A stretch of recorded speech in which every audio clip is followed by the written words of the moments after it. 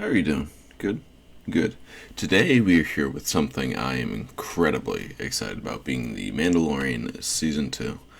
I'm a huge Star Wars fan. It is my favorite thing, so I'm very excited to continue the live action series.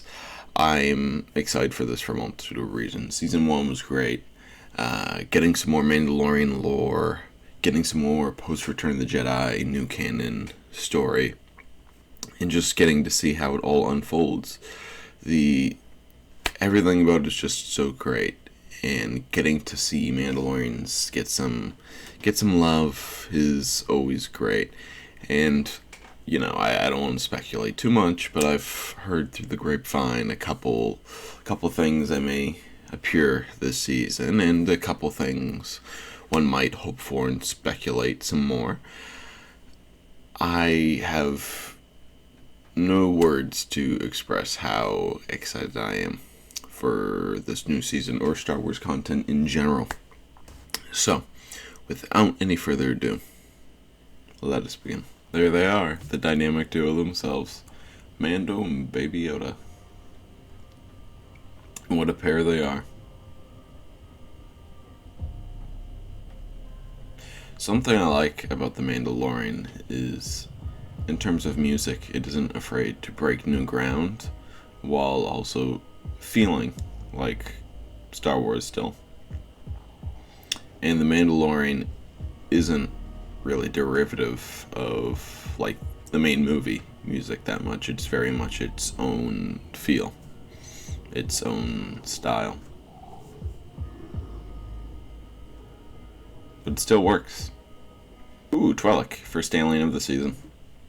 Well, I guess Baby Yoda, so. Ooh, are those Gamorreans? God. It's been a while, old friends.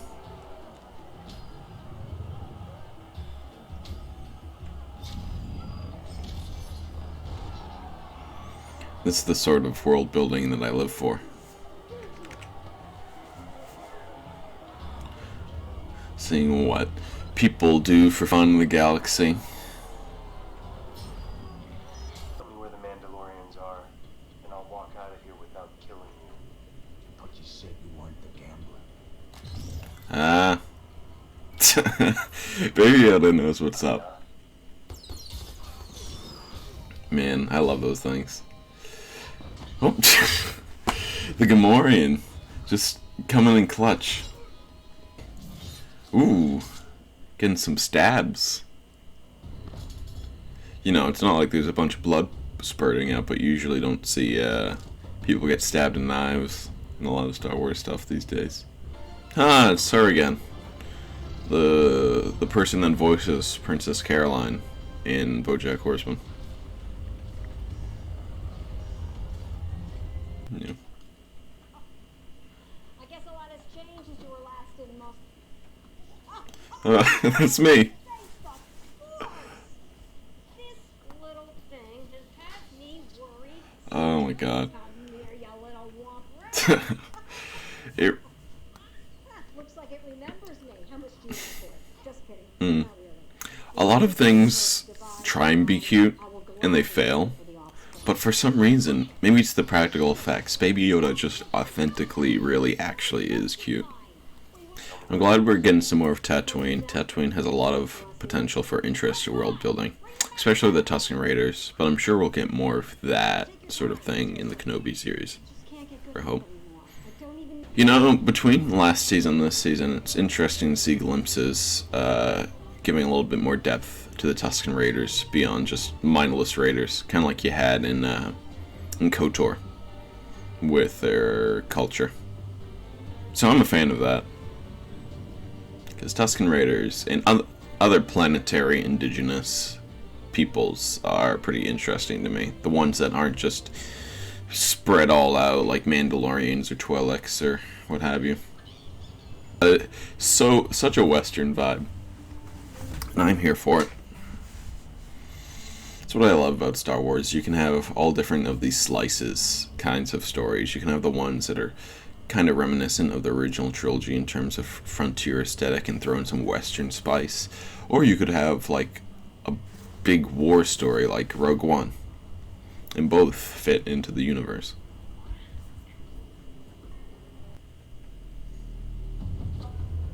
What have we here?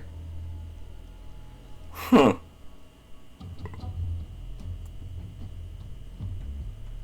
I recognize that armor. You here, stranger? I've been searching for you for Huh. many parsecs. Well, how you found me? Weak link. Though, I strongly suspect that is not who we think it is. And that is just somebody who found his armor by the Sarlacc pit. Why don't you join me for a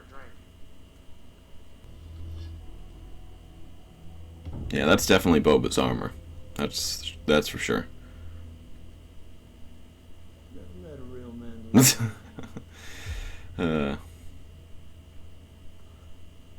Heard stories. No, right? You can't just have that. Then I see the little guy. You can't just have Boba's armor and not have Boba in the season. That picked you wrong. Finally get some cool Boba stories in new canon. I'm confident. Oh, is that like a swoop bike? I'm a little rusty on what a swoop bike looks like, but that kind of reminds me of what one in my mind's eye looks like. Which, if it is, I'm here for it.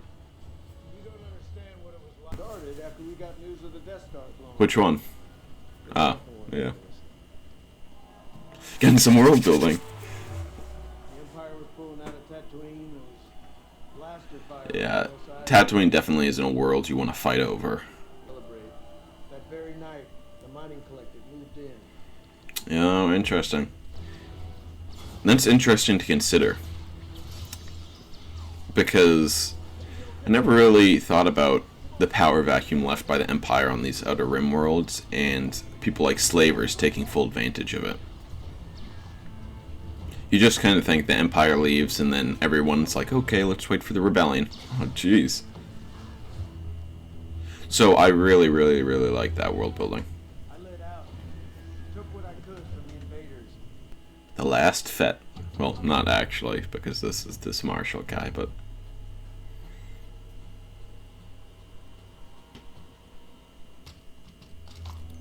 Hell yeah.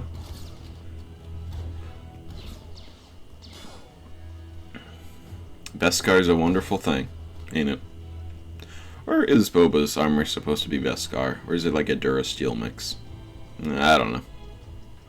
Doesn't matter. They ride in single file to mask their numbers.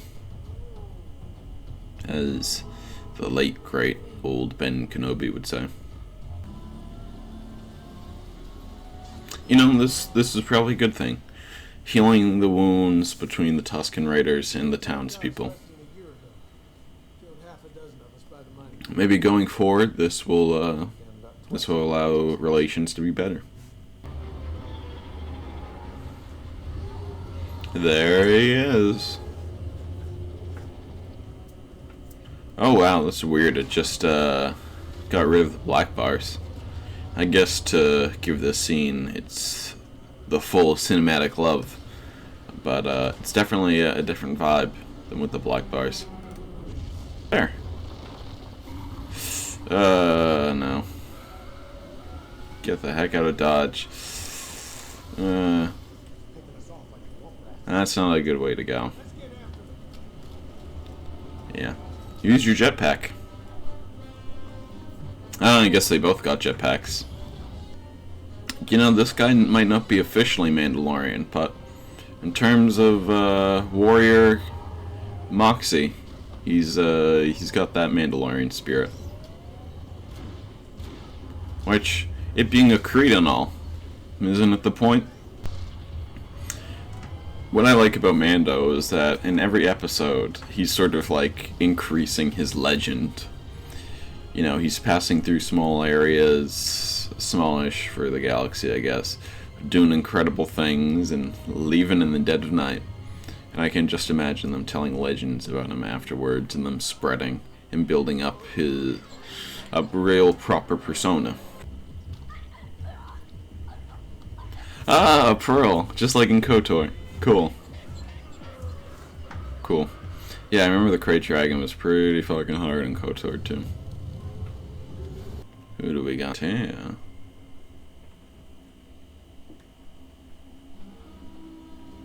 Wait a second. Was that Tamara Morrison? And that's that. A episode of Mandalorian down the drain. There is a lot to unpack in there. It is a really great first episode for the season. God, there's so much to unpack. The fights were really good. I enjoyed them. The first one was really strong, and then of course the very cinematic one at the end. I suppose the biggest thing to mention is all the Boba Fett stuff. In that we first see Boba Fett's armor worn by the Marshal, who is a cool character and I hope makes a return, which he probably will. He comes in, we see Boba Fett's armor, and it's like, no, I'm not actually Boba Fett. I'm a guy who found the armor, which, tracks. If Boba Fett escaped from the Sarlacc, discarded his armor, Jabba's picked it up, so it goes. And so that would make one stand to reason at some point we will see Boba Fett, which is something I'm really excited about. And I'm pretty sure that was Tamara Morrison at the end, perhaps. I didn't get the best look at him. I guess I could go back, but I'm pretty sure that was Tamara Morrison, which, if it is, I guess it's all but confirmed it's Boba Fett. Either that or, just some clone, I guess. But it's more probably based off of everything from this episode, Boba Fett, which I'm really excited about. Because in the EU, we got a lot of cool Fett stories, but in the new canon, we haven't really gotten a lot of Boba Fett love, which has made more recent fans to Star Wars ethos sort of like, oh, what's the big deal about Boba Fett? Who cares? And like, we need some new cool Boba Fett stuff to make some people care, And I know there's the point of contention that the Fetts are Mandalorian. That's a whole thing I've gotten into. But I'm of the opinion they might as well be. And, it's a creed. So, and, Almec had much reason to lie. But again, that's its own rabbit hole that I'm not going to get into. George Lucas always sort of did stuff like that and changing Korriban to Morben. But regardless. So we got the Marshal character, and he was really cool. I liked his flashback and hearing about the aftermath of their region of Tatooine post Endor, the Battle of Endor, because that wasn't really something I'd considered. We know about all these places rising up, or in this case, the Empire sort of pulling out, because Tatooine, when your resources are limited, isn't really a world that's worth holding against the budding New Republic. But I guess sort of thought that these places would just sort of, get by until the New Republic adopts them, or they just get by as it is. But I hadn't really considered, for some reason, which I should have, that in the void of the Empire, slavers or bandits would just make a move and take over a place, as it were. So that was some pretty cool world building. And we got to see, I forget her name, forgive me, the mechanic at the spaceport, voice of Princess Caroline from BoJack Horseman, which I'd known we were going to see some other characters from Season 1, obviously, like the ones that return across a couple episodes, but I didn't really expect an episodic character such as her to make a reappearance, so I'm pretty happy about that. I'm wondering if that'll be true of other characters. Sort of makes it feel like he has sort of like a history on this journey of his. And we reaffirmed what the goal of this season going forward is to find Baby Yoda's people. The whatever these Yodaites are called. Which in a way I hope they never get a species name, because, cool little mystery. But yeah, overall, pretty strong episode. Doesn't really have like a direct, kind of like Season 1, I suppose, doesn't really have a direct follow-up that you can imagine, but just sort of like the vibe, like he goes around looking for new leads on Mandalorians and or Baby Yoda's species. But based off of this episode, I'm certain that Boba Fett will come into play, introducing his armor, and then Tamara Morrison at the end, I'm sure he'll come back. It looks like he's been living off the land. That life was sort of too much for him, as it were. You get eaten by a sarlacc, and you're like, you know what? I'm gonna take it easy now, from being the galaxy's best bounty hunter.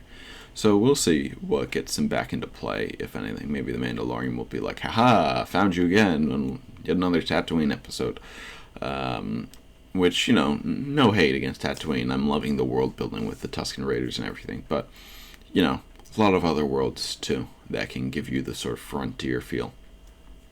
Or if now that he sees a Mandalorian, he'll be like, time to reconnect with my roots, as it were.